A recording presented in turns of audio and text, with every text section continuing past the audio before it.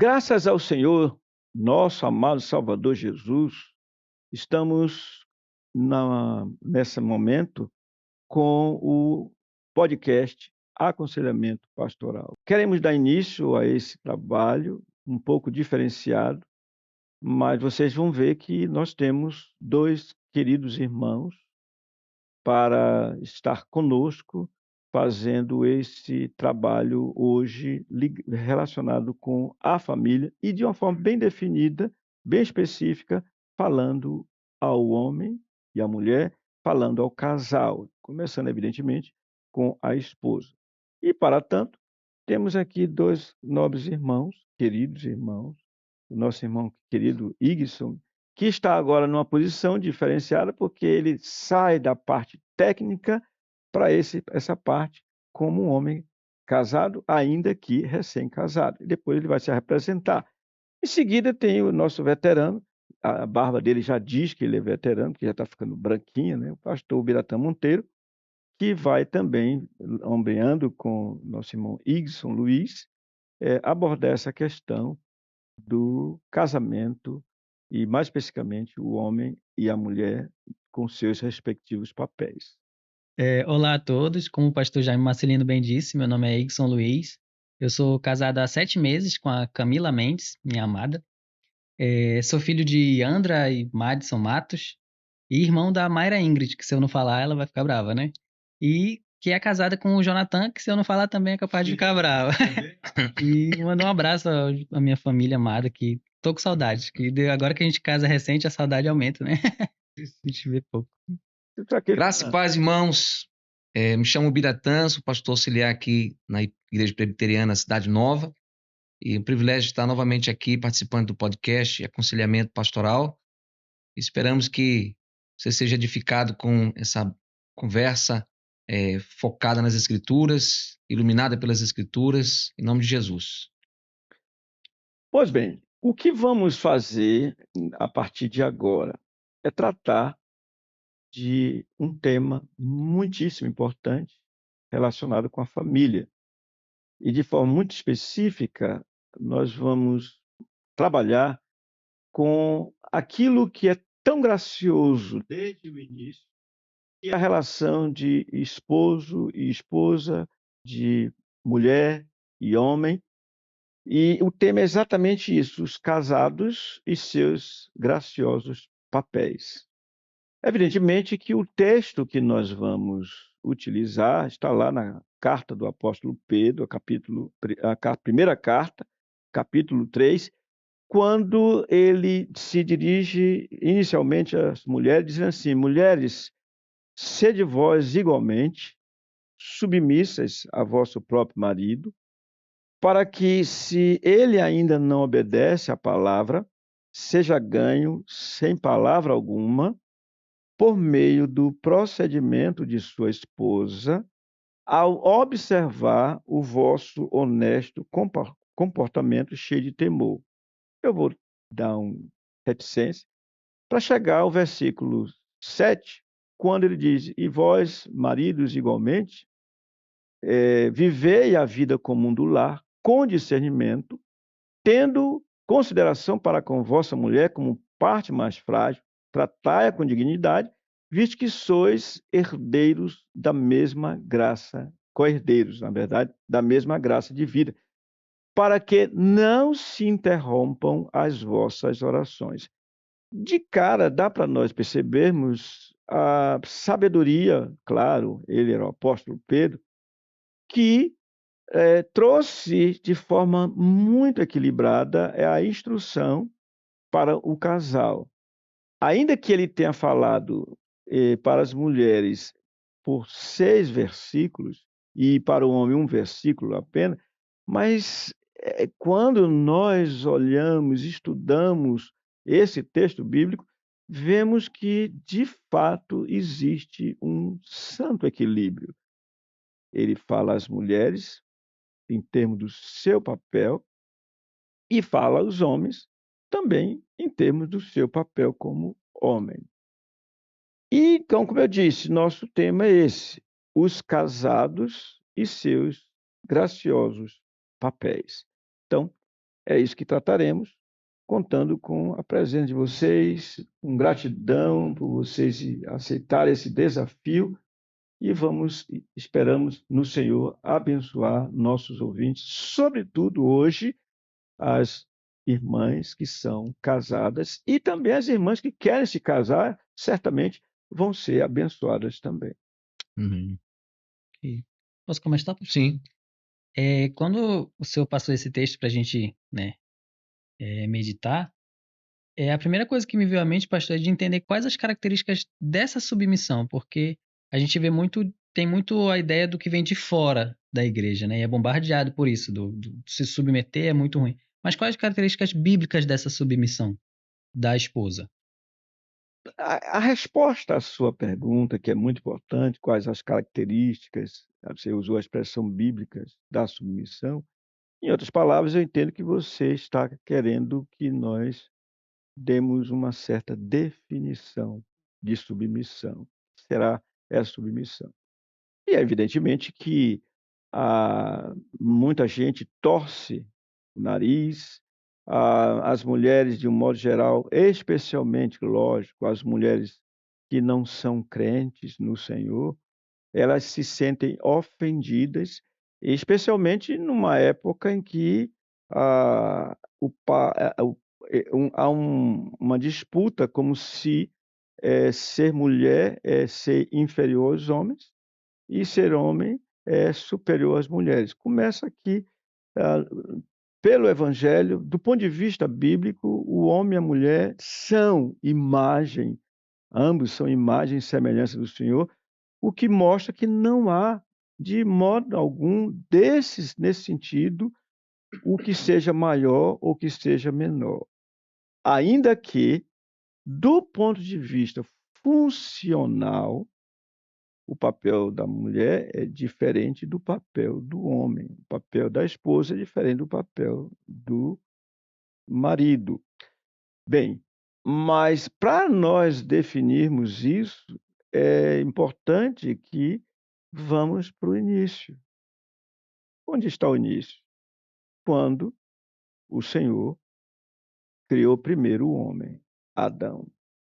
Instruiu Adão, fez Adão representante de uma humanidade que ainda não tinha vindo, e, conforme nós conhecemos bem, ele disse para o homem, ele falou, não é bom que o homem esteja só, far-lhe uma auxiliadora que lhe seja idônea.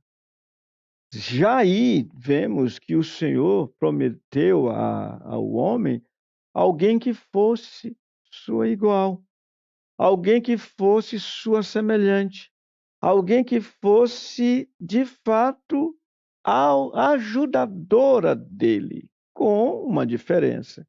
Ele seria o líder, cabeça, e ela seria a liderada. Então, se nós olharmos como no princípio, vamos ver que a submissão ela está ligada, a submissão que é da mulher em relação ao homem, está ligada a aquilo que nós chamamos de vocação divina para a mulher. E o que é essa vocação? A mulher foi chamada para exercer esse papel tão importante, que é ser liderada, mas ajudadora do homem. Ora, vamos pensar aqui num momento de uma cirurgia em que você vai ter o cirurgião líder e ao derredor dele você vai ter outros profissionais que são tão médicos quanto ele, o cirurgião. Você vai ter médicos que são instrumentistas, que são tão médicos quanto ele. Você vai ter o corpo de enfermagem, mas cada um exercendo o seu papel. De maneira que o cirurgião, ainda que ele apareça como líder, mas ele sozinho não vai poder fazer a cirurgia.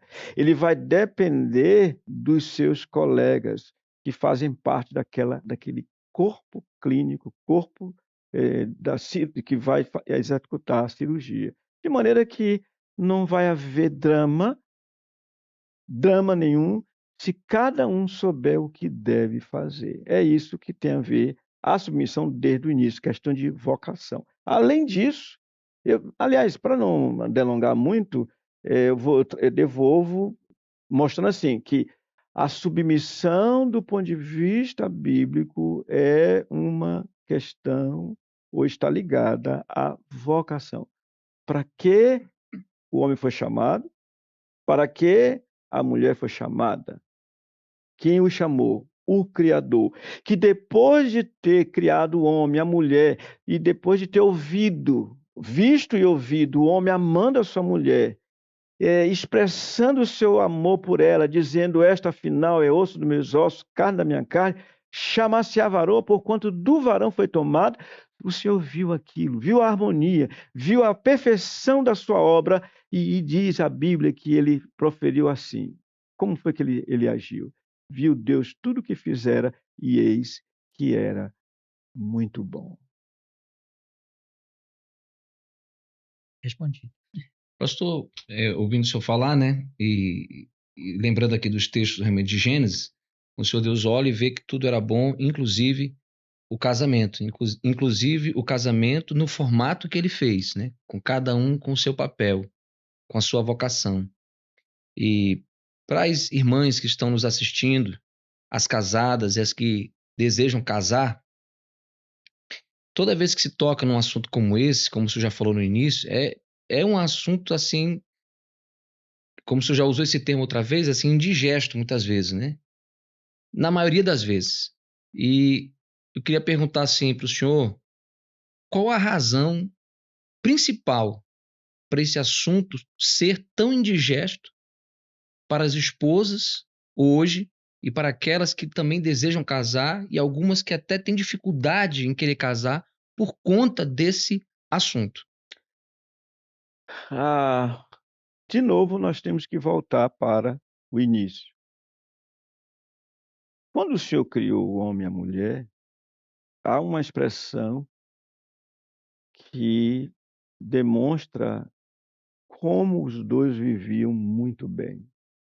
Diz que o homem e sua mulher estavam nus, mas não se envergonhavam.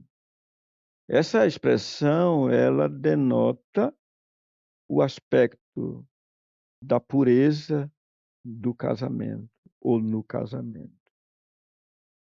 Mas, ato contínuo, termina o capítulo 2 e vem o capítulo 3, falando da serpente, antiga serpente, falando da sua sagacidade e falando de como ela enganou a mulher.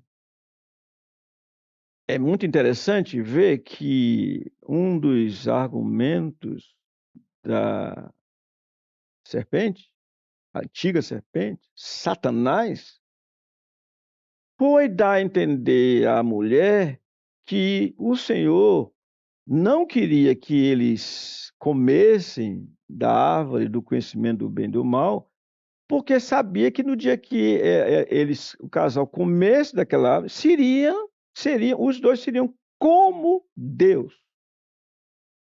Vendo a mulher que o fruto era desejável para comer, e para dar esse status de igualdade com Deus, comeu do fruto, deu seu marido, e a desgraça entrou no mundo. A partir dali, o drama da raça humana estava já determinado. O drama em que, qual é o maior? É o que se pergunta. Então, é indigesto porque ninguém, absolutamente ninguém, do ponto de vista natural, gosta de se submeter. Os pais sabem o que é isso, os filhos não querem se sujeitar aos seus pais. A esposa, naturalmente, estou falando do ponto de vista natural, as esposas não querem se submeter ao seu marido. Na escola, ninguém quer se submeter. Ninguém quer se submeter às autoridades. tudo fruto da queda. Então, algo que foi feito para dar leveza, para dar continuidade ao plano de Deus para a criação, para o mundo, foi afetado e grandemente afetado. Então, o problema é aquilo que ficou estabelecido a partir da queda. O homem se tornou egocêntrico, ele no centro, o homem do ponto de vista da humanidade. E, com isso, se tornou egoísta. Egocêntrico, egoísta, e por isso o egoísmo impera. Por isso que é difícil. Imagina uma esposa dizer: meu filho, você pode me servir um pouco d'água? A preguiça bate. Não tem disposição, naturalmente falando. Aí, o que o último Adão disse e viveu através desse dito que eu vou trazer aqui para vocês, não se vê mais, por causa de Adão e Eva, por causa da queda. Ele disse: olha, vocês devem olhar uns para os outros, o que está na liderança, que se veja como servo de todos, tal como o filho do homem, que não veio para ser servido, mas para servir e dar sua vida em resgate por muitos. E ele deu, de fato, a vida.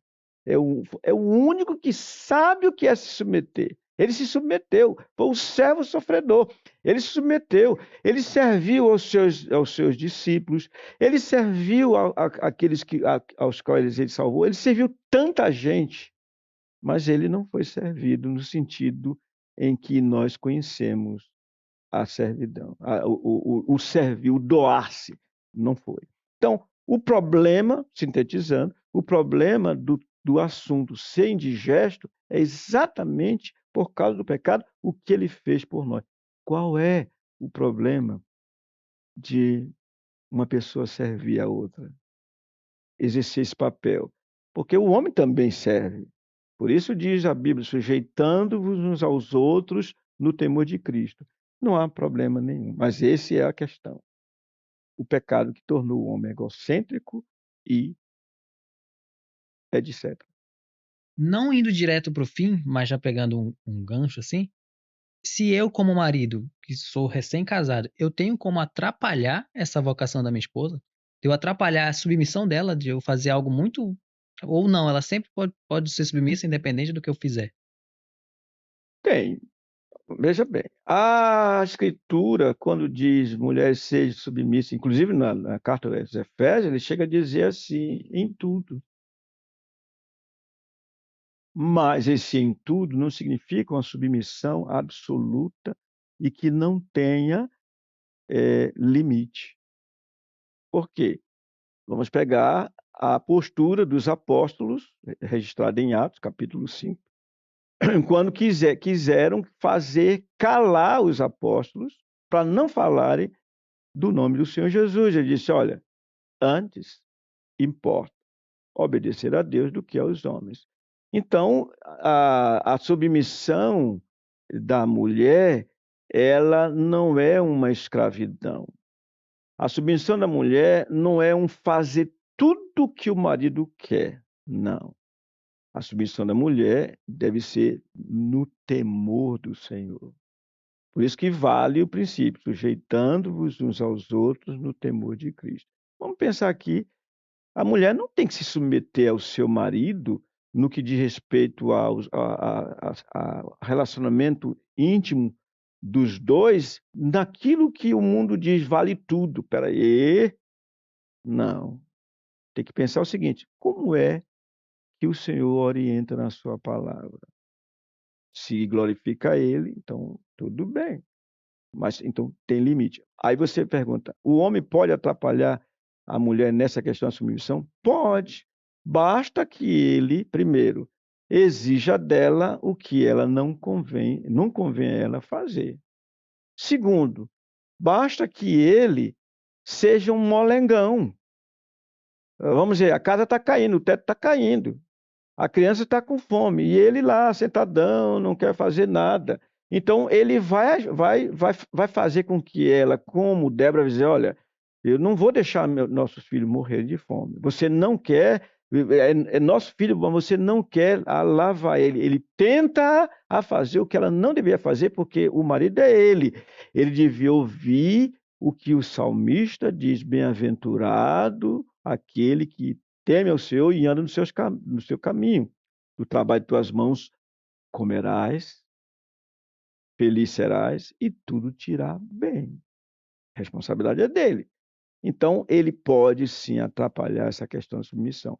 E aí entra o pecado. Imagina uma mulher que sai para dar duro, para sustentar ou ajudar a sustentar a casa, ela se sente tentada a dizer ao camarada: olha, o dinheiro é meu.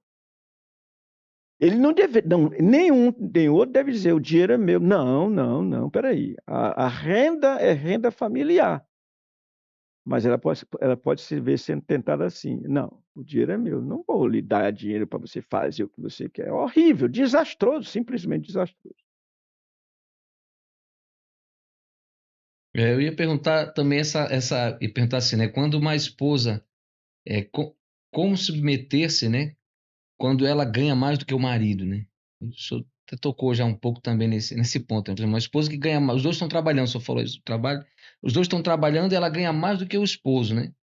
E aí fica, às vezes, aquela situação de como é que ela se submete quando está envolvida essa questão do dinheiro, né? De um receber mais do que o outro. No caso, a mulher receber mais do que o esposo.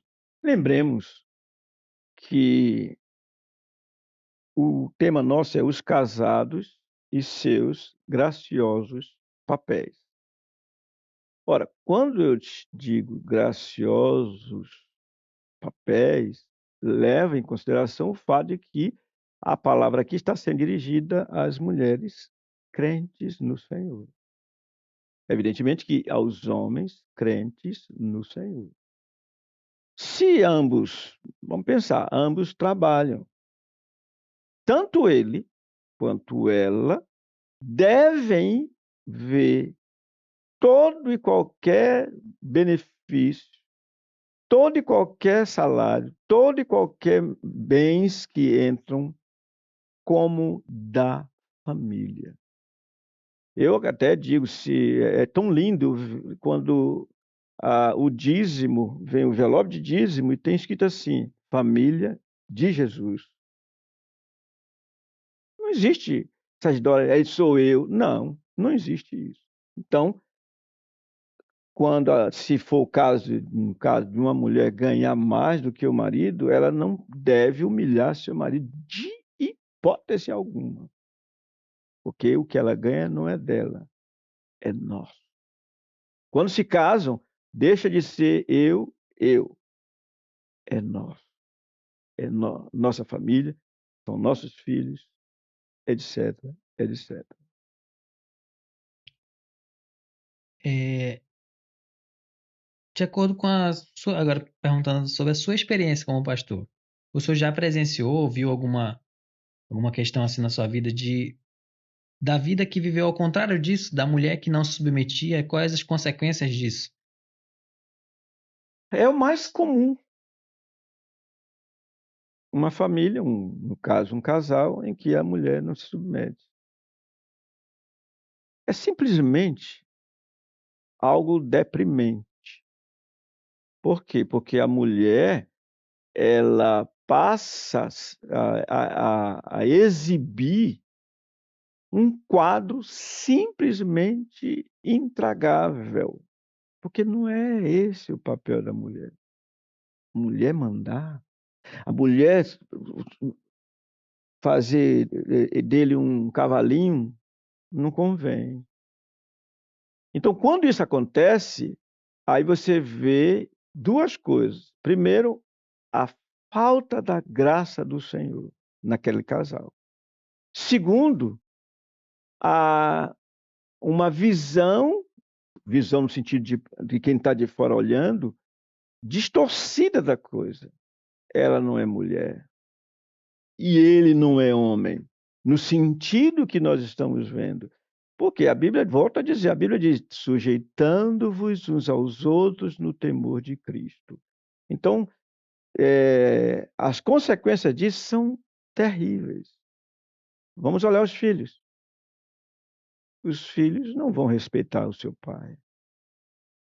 Os filhos vão censurar sua mamãe, ainda que não verbalizem isso, mas vão censurar, e no final os filhos vão amargar o resultado daquele casamento, porque eles não foram bem criados. Eles não aprenderam a honrar o seu pai e eles não aprenderam a honrar a sua mãe. Simplesmente isso.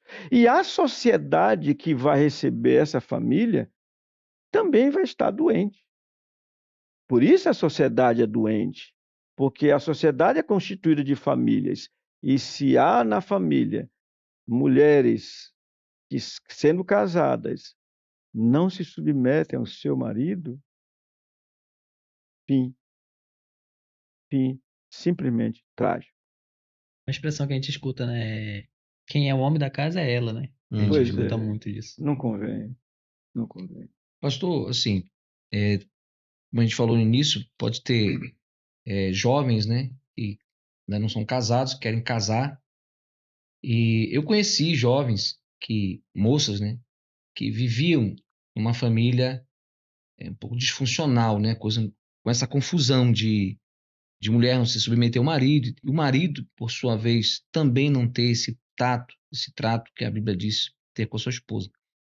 E eles chegavam muitas vezes na nossa casa e diziam assim: eu não quero casar nunca. E a gente perguntava: mas por que você não quer casar? Eu disse: não, porque assim, a gente viveu vendo isso, assim, aquela discórdia, aquela briga, aquela guerra dentro de casa. Deus me livre. Eu não quero isso para minha vida, não. Eu quero ter minha vida, meu apartamento, tudo mais, mas não quero casar. O que o senhor diria assim, pastor, à luz do que a gente está vendo, como encorajamento é claro que algumas coisas ela já pode estar entendendo, compreendendo aquilo que o que a Bíblia diz. Mas o que o senhor diria assim, como encorajamento para um jovem ou para um jovem que vive isso muitas vezes, vê isso nos seus pais e não tem essa coragem, cria esse quadro diante de si e tem medo de casar? Primeiro, realmente é triste quando os filhos não podem dizer, ao olhar, observar como os maridos observam a esposa cheia do temor do Senhor, observar uma harmonia na relação dos seus pais. Seu pai e sua mãe vivendo de forma, de fato, exemplar. Eles vão deixar de desejar um casamento que tenha como modelo seus próprios pais. Mas, por outro lado, provavelmente seus pais não são crentes. Para ficar desse jeito, não são crentes. E uma vez que não são crentes, eles têm que tirar lições em outro lugar. Eles têm que olhar para a Bíblia e ver o que a Bíblia diz. Qual a mulher, tipo de mulher que você, jovem, deve buscar se casar? Uma mulher que de fato tema ao Senhor. Uma mulher que olha para a cruz e procure viver à luz do que a Bíblia diz.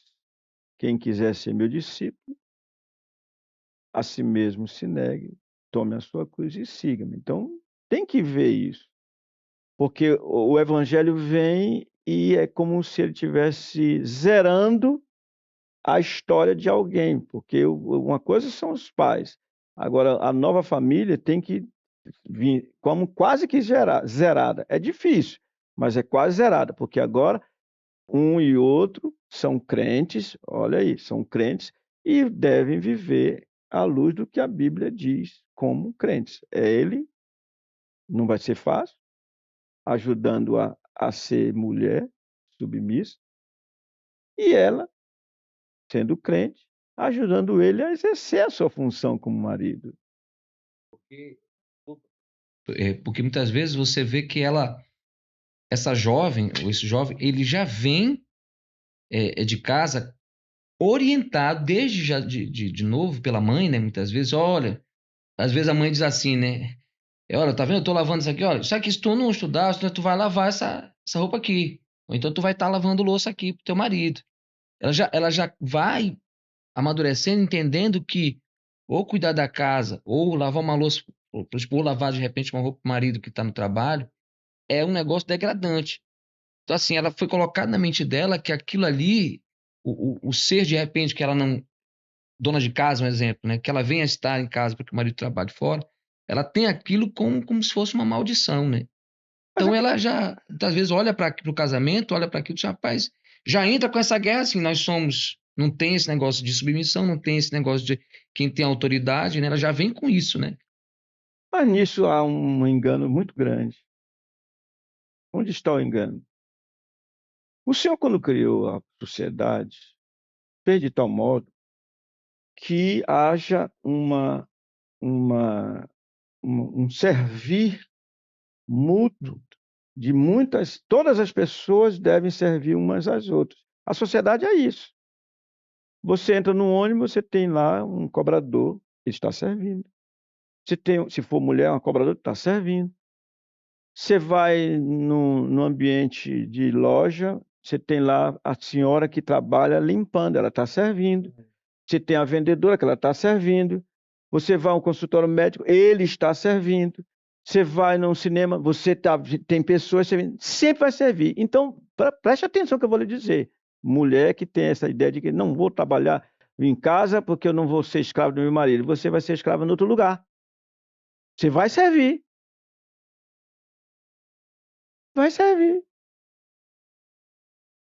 Que bênção!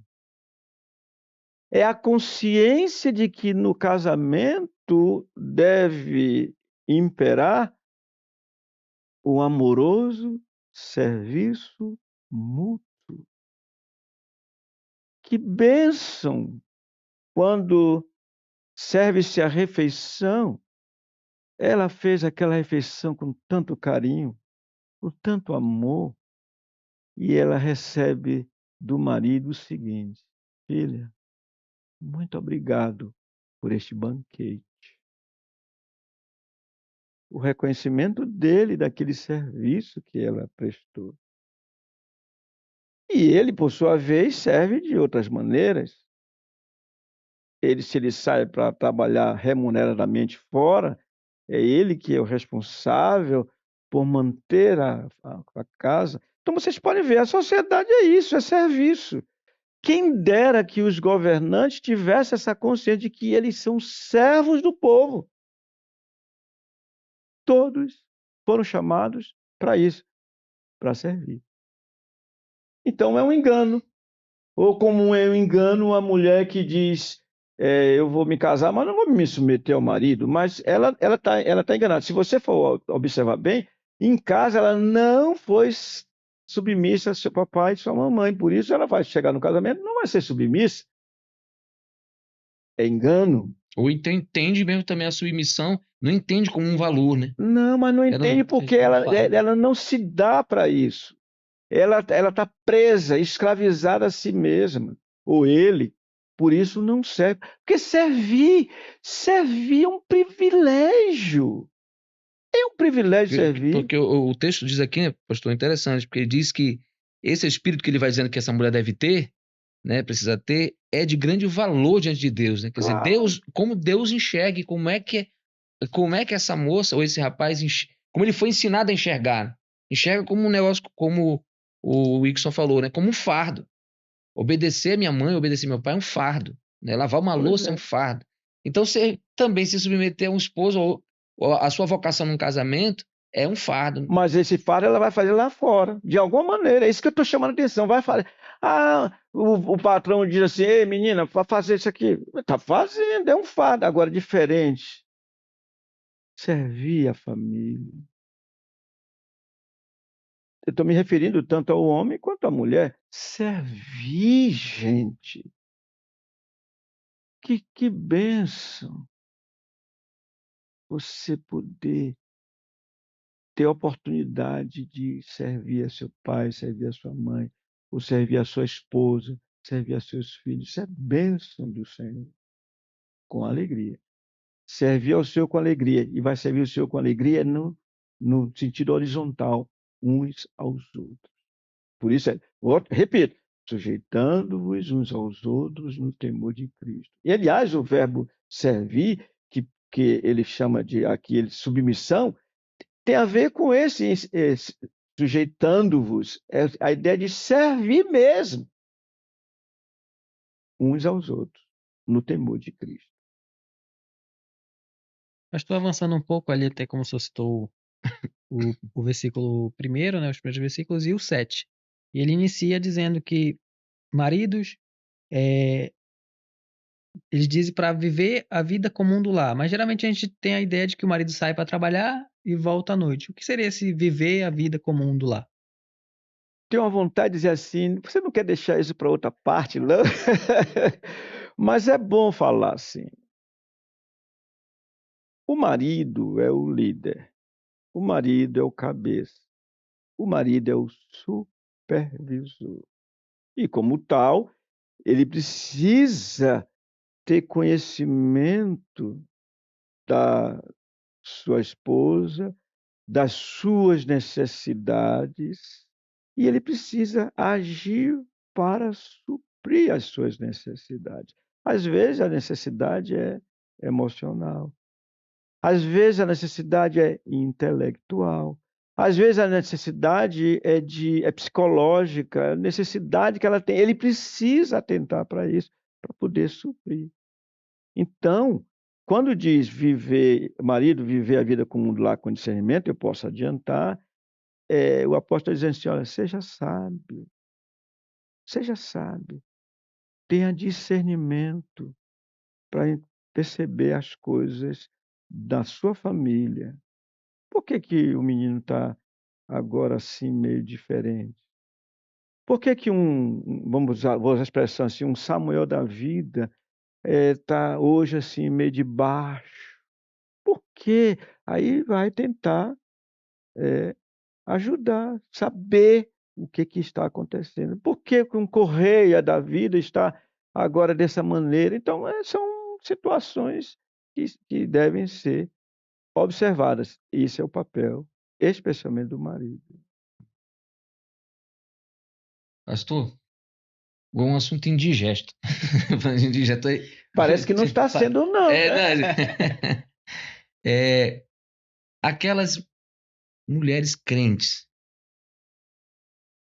cujo marido não é crente, né, que não teme ao Senhor, não obedece à palavra, e que é uma pessoa violenta. É claro, a gente vê isso está abarrotado nos jornais, né? Também, a maioria de pessoas incrédulas também, o casal todo incrédulo. E esse tema da violência doméstica, né? Até que ponto, né? Essa mulher, em seu temor a Deus, em sua submissão ao seu marido incrédulo, ela precisa submeter, está submissa. Quando a violência ela começa a rondar mesmo a casa, começa a ter seus efeitos na vida dela mesmo, da vida da casa, ela corre um risco mesmo de morte, né, até. Essa pergunta é importante, porque é algo que ocorre, acontece, lamentavelmente acontece, o marido chegar até o ponto de ser violento com a esposa. Eu posso responder para você de forma negativa e de forma positiva. Do ponto de vista negativo, eu diria assim: para chegar ao ponto que chegou de usar a violência física, se você retroceder na história, se é esse o caso seu, você não estava, você não foi enganada, porque nos primeiros relacionamentos de vocês dois, você deve ter visto que ele era meio bruto. Você deve ter percebido que ele falava alguns palavrões. Você deve ter percebido que ele era durão em alguns aspectos. É difícil chegar ao nível de casamento sem ter pistas para chegar aqui. Talvez você até lembre agora que seus pais diziam: minha filha, não vai ser bom esse casamento para você. Então, negativamente falando, tem uma história, tem um lastro histórico envolvido nisso. Mas e aí? Por que chegou a esse ponto? Já temos falado, mas existe o lado dela. A Bíblia diz assim, que a palavras mansas, né? Palavras duras suscita a ira, mas a palavra branda aplaca o furor. Olha, é difícil, eu sei, é complicado, é difícil o marido chegar ao ponto da violência se a sua esposa, em alguns momentos, não resolve enfrentá-lo. Às vezes, assim, bota a mão nas cadeiras, eu não sou sua filha, não. Eu não sou sua filha, não. E como que tem que ser violento com filha? Não. Mas, olha, isso suscita a ira. Então é bom verificar.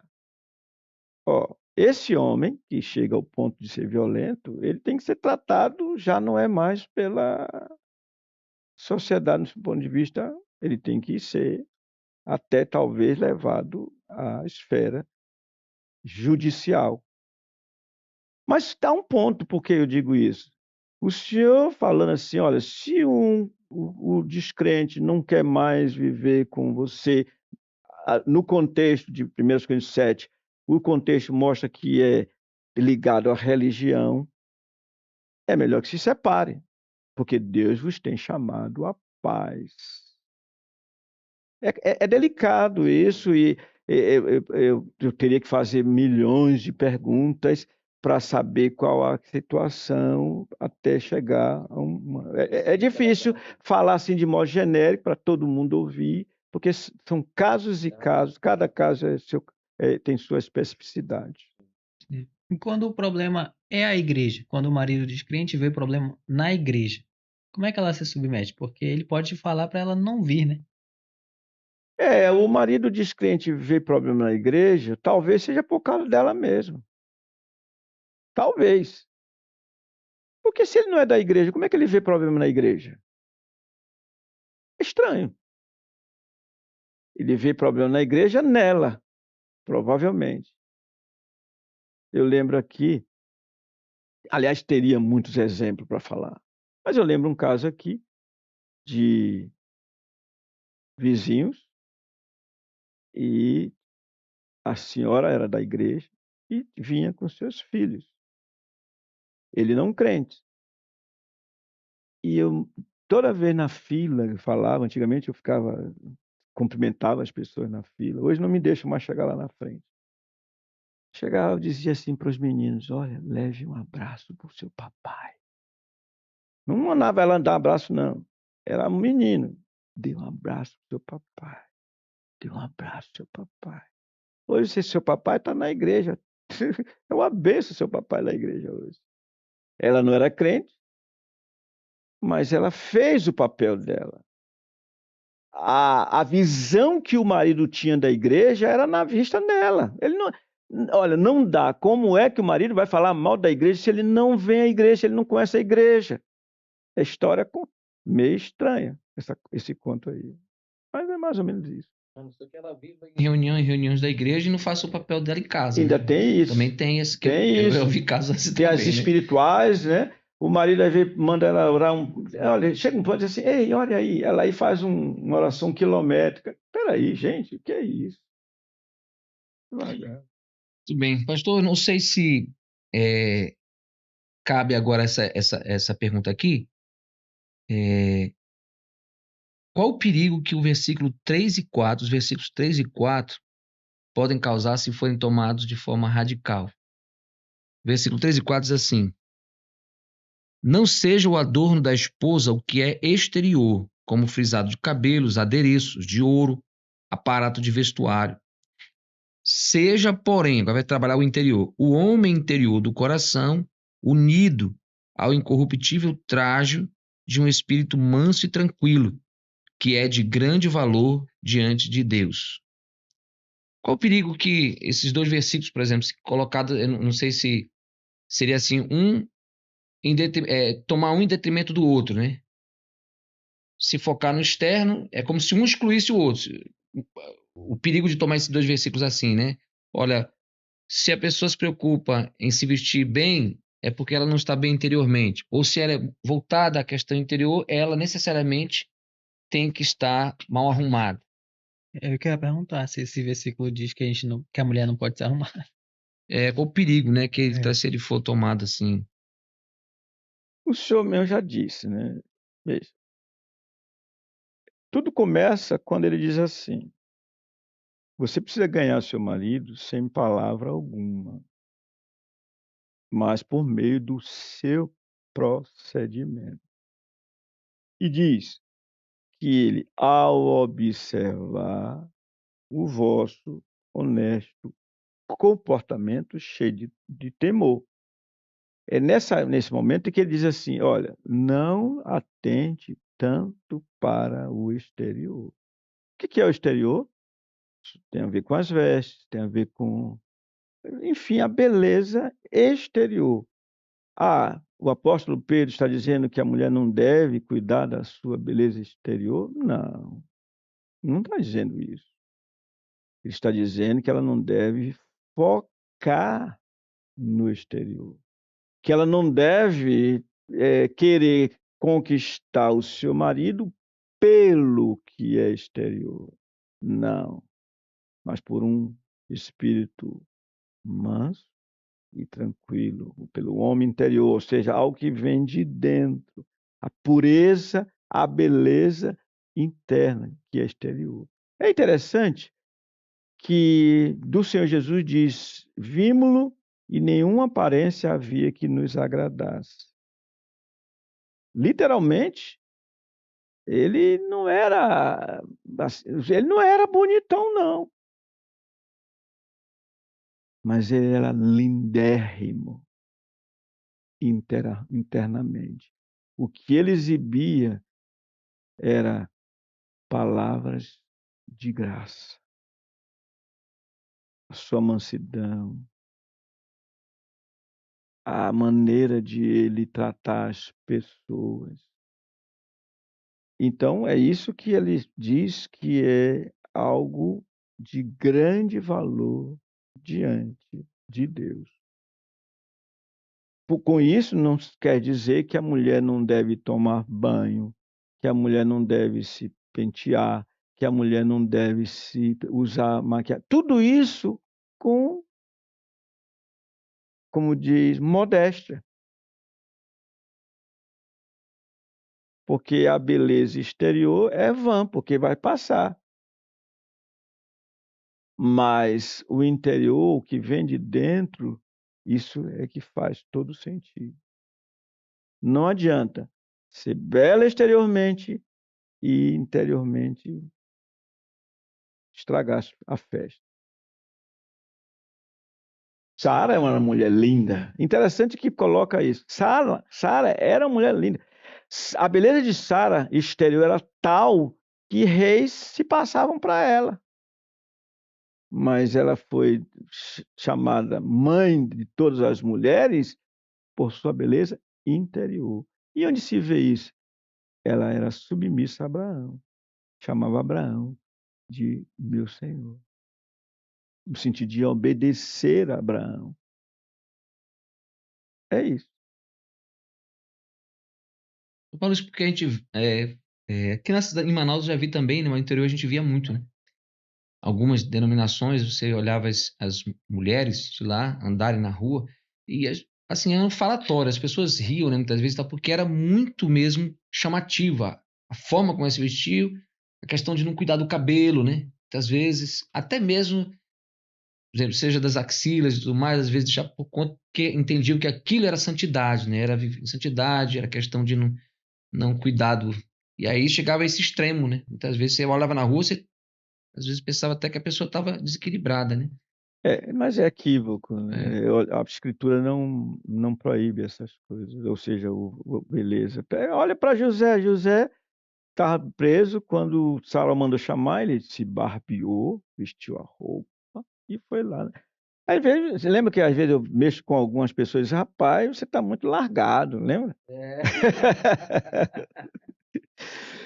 Ou então eu chego e elogio as irmãs, irmã, você está checadinha.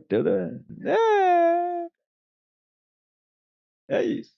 Pastor, nesse contexto ainda falando da mulher, mais à frente o texto vai dizer que ela é a parte frágil, né? Por conta dessa submissão, ela chega a ser uma parte frágil fisicamente, espiritualmente? O que ele quer dizer com a parte frágil? Ainda bem que o Pedro disse a parte como parte mais frágil. Ainda bem que ele falou assim, como parte mais frágil.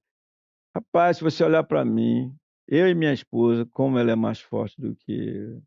Ela lidando com a Elisama no hospital. Elisama, eu não consigo ver a Elisama entubada. Eu sofro demais. Minha esposa aguenta firme. Quem é mais forte? Ela. Mas ela é parte mais frágil.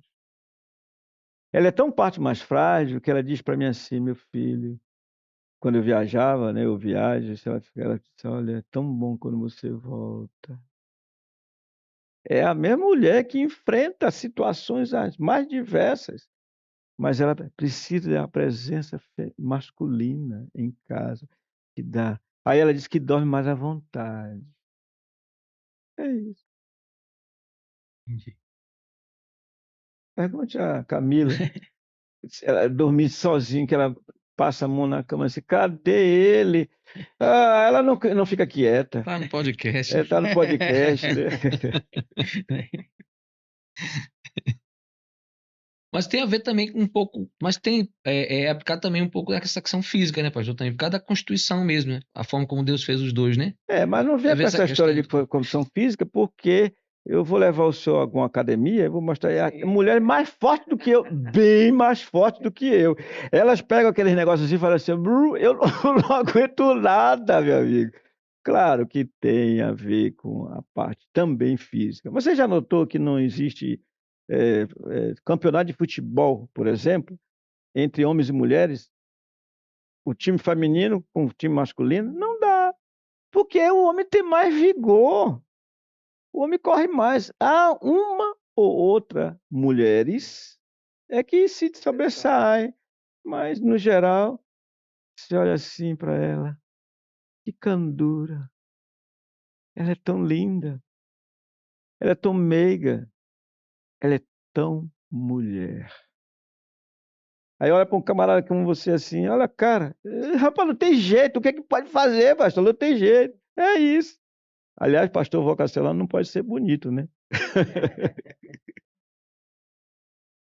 Com raríssimas exceções. Pastor, parece uma pergunta óbvia, mas me veio quando eu estava lendo o texto.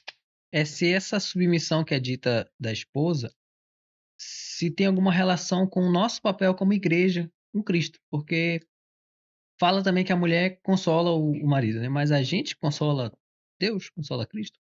Como é que funciona isso? Funciona. Funciona, de novo, questão de papel. Sujeitando-vos uns aos outros no temor de Cristo. Não há nenhum problema em um homem como um rei Davi receber conselho de uma mulher, frágil mulher, chamada Abigail. Mulher sábia. Não há problema nenhum nisso. Ele pergunte a Davi, ele vai dizer assim: olha, se não fosse Abigail, com a sua sabedoria, a sua virtuosidade interior, firmeza, força, eu teria sido vingativo e não ia agradar a Deus, o Senhor ia me achar mãos manchadas de sangue. E veja como essa mulher, eu aliás falei aqui alguma vez, eu disse assim, olha, as mulheres falam que de empoderamento, as mulheres são isso, aquilo outro. E eu disse, olha, sabe quais são as mulheres verdadeiramente empoderadas no sentido de vigor, de força? São aquelas que conseguem derrubar aviões, eu usei a expressão aviões. Em que sentido? No sentido de que aquele brutamonte, ela chega para filho, não é bom isso para você. E ele raciocina, você tem razão, você tem razão. É a submissão, nesse caso, do homem à mulher. Não quer dizer que inverteu o papel, mas é porque Poder da humildade. os dois se complementam e há momento em que ela tem o que falar. Olha para a mulher de Provérbios. Veja o que ele diz para ela. Veja o que os filhos se levantam e se dizem, olha, tu és ditosa. E ele diz, olha, muitas mulheres procedem virtuosamente, mas tu a todas sobrepujas. Provérbio capítulo 31, para a gente terminar, hein? Precisamos terminar. Provérbio 31 diz assim, olha. Diz assim. Enganosa é a graça e vã a formosura. Isso tem a ver com o exterior. Mas a mulher que teme ao Senhor, essa será louvada.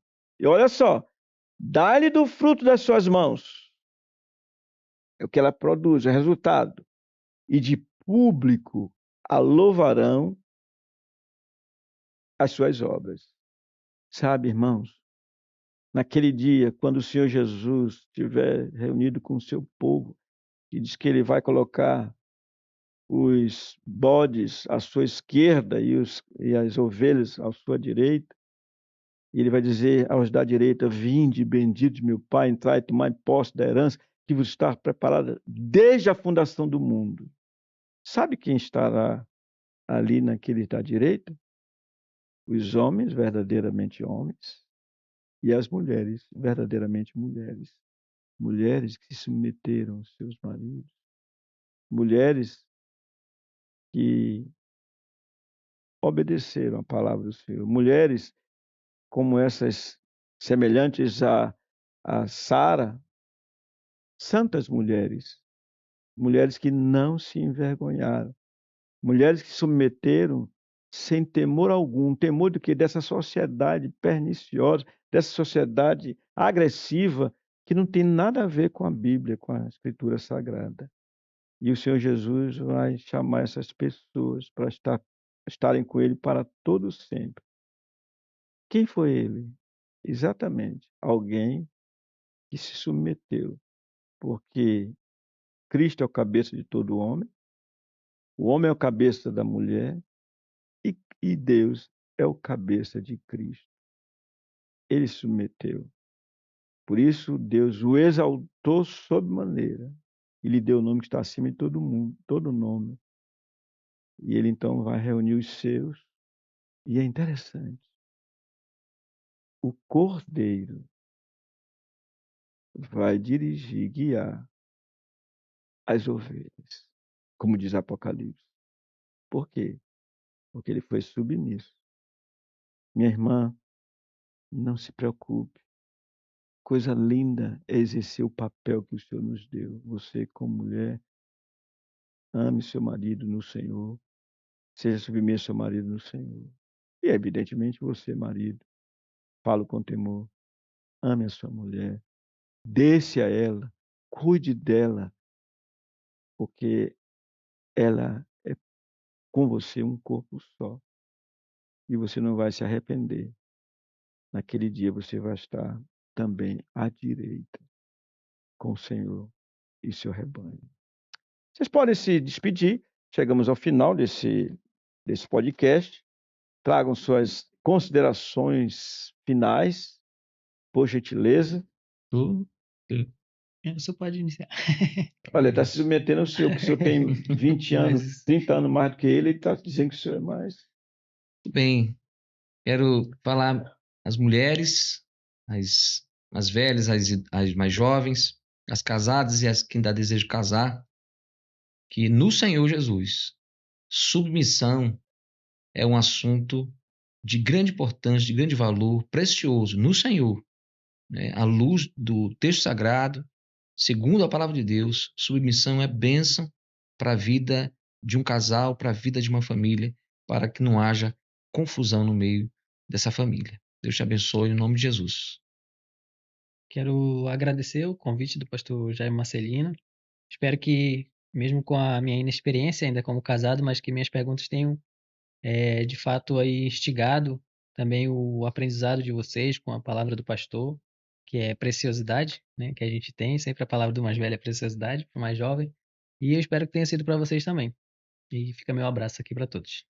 Você não vai dar um beijo para Camila? Dá um beijo. Ô, Beijo pra Camila. mim. E você não vai dar um beijo para Casa. dona Susan? Um beijo, meu amor. Daqui a Oh, pouco nós já nos pensou um homem encontramos. desse, lhe dando assim, meu amor? E eu deixo também um abraço especial para minha digníssima, minha querida Dinha. E a gratidão aqui, ó, o pastor Biratã Monteiro, o nosso querido Igson Luiz, também os demais aqui, grande, olha, quanta gente aqui presente. Ah, Tiago Correia. Tiago Correia, você quer casar? Tem certeza que você quer casar, Tiago? Não, mas você fez bem em responder, tá certo.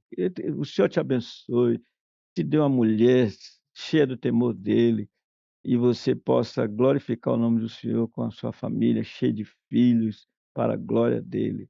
Também agradecemos ao Correia, também o Samuel Guedes. Tudo bem, Samuel? Vocês ouviram, Samuel? Então, é assim. Também o nosso diretor, Marcos Alessandro. Tudo bem, Marcos Alessandro? Você não tem nada que seguir o mau exemplo, né? Tudo bem, Marcos Alessandro? Tudo bem, é isso aí. Muito obrigado por vocês, que sem vocês nós não podemos ter esse trabalho. E eu quero deixar aqui um recado para uma pessoa, uma mulher, dona Ana Machado, que é membro daqui da igreja. Dona Ana mexeu com o meu coração quando tivemos um lapso e não tivemos uma semana de podcast. Ela escreveu para mim e disse: Pastor, nós não vamos ter o podcast hoje. Meu coração mexeu e disse: Não, dona Ana, hoje não teremos podcast. Muito obrigado, dona Ana. Você vê, eu segui o seu conselho. Essa estava dizendo em outras palavras: vamos continuar o podcast. Está aí o podcast. Muito obrigado e que o Senhor lhes abençoe ricamente. Não deixem de dar o seu like. Aliás, o pessoal lá fora pede logo no início, né? Porque as pessoas esquecem. Dê o seu like e esteja orando por nós para que esse trabalho prossiga para a glória do Senhor, pela graça dele, até outra oportunidade no Senhor Jesus.